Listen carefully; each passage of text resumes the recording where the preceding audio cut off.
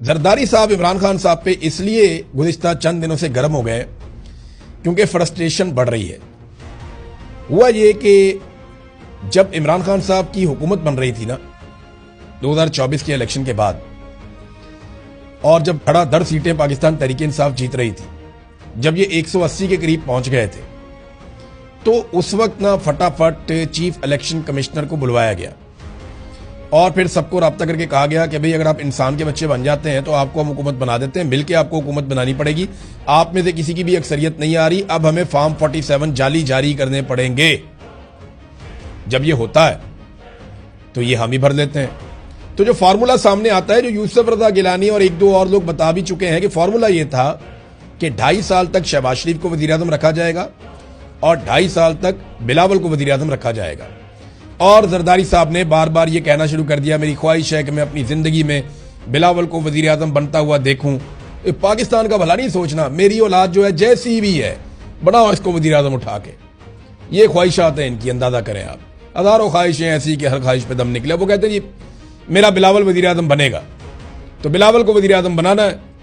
तो अब ऐसा दिखाई दे रहा है कि ट्रंप जो है वो शहबाज शरीफ को पसंद करना शुरू हो गया कि यार इतनी जबरदस्त पॉलिश, कमाल किस्म की।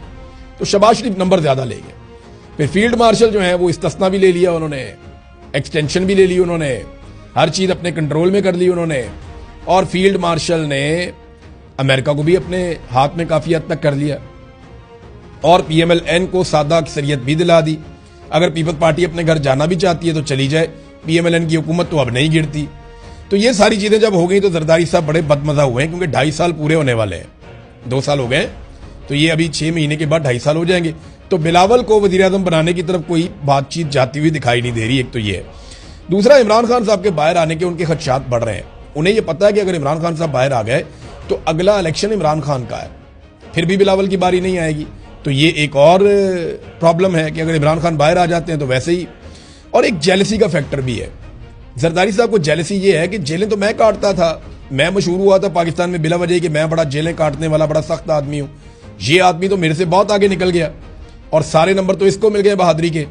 तो मैं किधर खड़ा हूं आज? यानी जरदारी साहब के लिए तो बड़े बड़े नारे लगते थे कि बड़ा जेल काटने वाला, लेकिन अब हुआ ये कि जरदारी साहब ने जो किया उसके बाद पीटीआई ने जो पोल खोले, जो सहाफियों ने पोल खोले और बताया जनाब के जरदारी साहब ये टोटल आपकी जेल की औकात थी और इमरान खान के बारे में तो आप बात ही ना करें।